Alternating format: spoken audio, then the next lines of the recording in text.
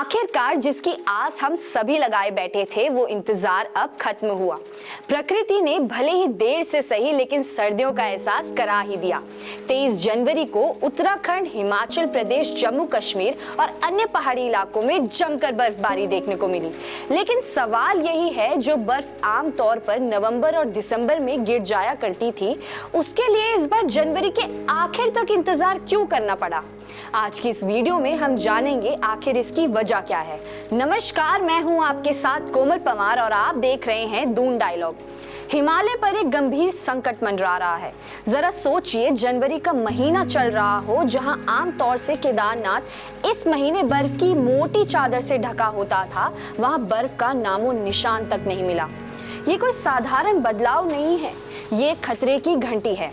वो हिमालय जो हमेशा कड़ाके की ठंड और बर्फ से घिरा रहता था, वो आज सर्दियों के बीचों बीच जल रहा है। जिसकी हम कल्पना भी नहीं कर सकते, वो आज उत्तराखंड और पूरे हिमालय इलाकों में हकीकत बन चुका है। इस बार केदारनाथ ही नहीं बल्कि कई ऊंचे हिमालय इलाकों में पूरी सर्दी बिना बर्फबारी के ही निकल गई। अब सवाल ये है, जब पहाड़ों में बर्फ ही नहीं गिरेगी तो नदियों का पानी कहां से आएगा? अगर बर्फ ऐसे ही गायब होती रही तो ग्लेशियर कैसे बचेंगे? दरअसल उत्तराखंड इस वक्त मौसम के सबसे खराब दौर और एयर पॉल्यूशन चेंजेस से गुजर रहा है। नतीजा, हाइड्रोलॉजिकल ड्रॉट, यानी जमीन के अंदर पानी का लेवल गिरता ही जा रहा है। खेत खलिहान सूखे पड़े हैं, रबी की फसलें संकट में हैं। जहां कड़ाके की ठंड पड़ती थी, वहां आज गर्मी धड़क रही है। और आपको बता दें, उत्तराखंड की लगभग 90% खेती बारिश पर निर्भर है। बर्फ नहीं गिरती तो इसका सीधा असर बागवानों और किसानों पर पड़ता है। उत्तराखंड एग्रीकल्चर डिपार्टमेंट के डायरेक्टर दिनेश पवार का कहना है, चमोली, टिहरी और बागेश्वर जैसे जिलों में बर्फ ना पड़ने से 15 से 20% तक फसल का नुकसान हो चुका है। और अगर जल्दी बारिश नहीं हुई तो ये आंकड़ा और भी बढ़ सकता है। सेब की खेती के लिए चिलिंग आवर्स यानी 0 से 7 डिग्री सेल्सियस के बीच का टेम्परेचर होना जरूरी होता है। लेकिन उत्तरकाशी में हर्षल जैसे ऊंचाई वाले इलाके, जहां सेबों का सबसे ज्यादा उत्पादन होता है, वहां रात का तापमान 10 डिग्री तक जा रहा है, लेकिन दिन में तापमान 20 डिग्री तक पहुंच रहा है। वहीं उत्तरकाशी जिले के धराली गांव में, जो पिछले साल अगस्त में अचानक आई बाढ़ और लैंडस्लाइड से इफेक्ट हुआ था, वहां के परिवार अपने नुकसान की भरपाई के लिए सेब की पैदावार पर उम्मीद लगाए बैठे हैं। लेकिन बारिश और बर्फबारी ना होने से स्थिति दिन बढ़ते दिन गंभीर होती जा रही है और इससे सेब की पैदावार में भी गिरावट देखने को मिलेगी। अगर ऐसा ही चलता रहा तो फल के साइज और क्वालिटी पे मेजर इंपैक्ट पड़ेगा। खुमानी, पुल्लम जैसे फल, जो उत्तराखंड में पहाड़ों में पैदा होने वाले पारंपरिक फल हैं और अप्रैल से जून के महीने में पकते हैं, ऐसे मौसम के चलते इनकी पैदावार भी कम हो सकती है। एक्सपर्ट्स का कहना है कि उत्तराखंड जैसे हिमालय इलाकों में पिछले 10 सालों में सर्दियां लगातार कम होती जा रही हैं। IMD देहरादून के डायरेक्टर CS तोमर का कहना है कि पिछले 10 सालों में 4 बार ऐसा हुआ जब उत्तराखंड में जनवरी के महीने में बहुत कम बारिश हुई। इसका मतलब है कि मौसम का ये पैटर्न धीरे धीरे आम होता जा रहा है और इसका रिजल्ट ये है कि ऊंची पहाड़ियां बिना बर्फ के बंजर दिखाई दे रही हैं।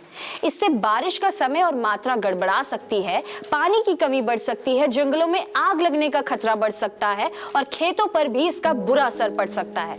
उत्तराखंड के जंगलों में आग लगना ज्यादातर गर्मियों में होने वाली आपदा है, लेकिन इस बार ये जनवरी के महीनों में ही देखने को मिल रही है।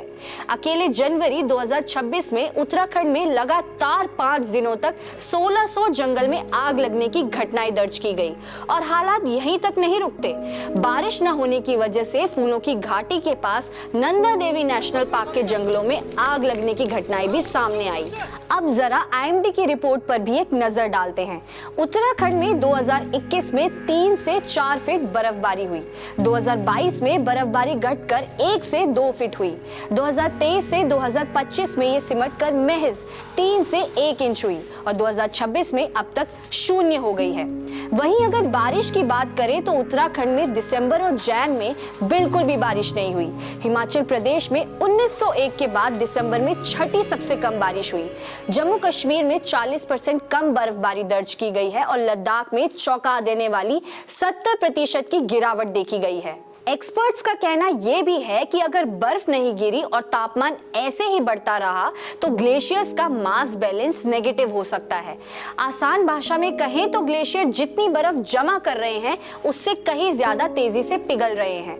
Wadia institute of Himalayan geology Dehradun के ग्लेशियोलॉजिस्ट मनीष मेहता बताते हैं कि कम बर्फबारी और ज्यादा गर्मी की वजह से ग्लेशियर्स तेजी से पिघलेंगे, जिससे ग्लेशियर झीलों का आकार बड़ा होता जाएगा। साथ ही ग्लेशियर की सतह पर बनने वाले सुप्रा ग्लेशियर लेक्स की संख्या भी बढ़ सकती है और फ्यूचर में ये एनवायरनमेंट और पहाड़ी इलाकों के लिए खतरा बन सकती है। तो दोस्तों, ये हालात किसी एक राज्य या फिर एक मौसम तक सीमित नहीं है। जब सर्दियों में बर्फ नहीं गिरती तो उसका असर सिर्फ पहाड़ों तक सीमित नहीं रहता, वो मैदानों तक पहुंचता है। क्लाइमेट चेंज एक साइलेंट क्राइसिस है जो शोर नहीं मचाता लेकिन धीरे धीरे सब कुछ बदल देता है। ये बदलाव चुपचाप हो रहे हैं लेकिन आने वाले समय में इसका असर खेती, पानी और फ्यूचर में देखने को मिलेगा। अगर आज हमने हिमालय की खामोशी को नहीं सुना तो हम सबके लिए ये एक चेतावनी बन जाएगी।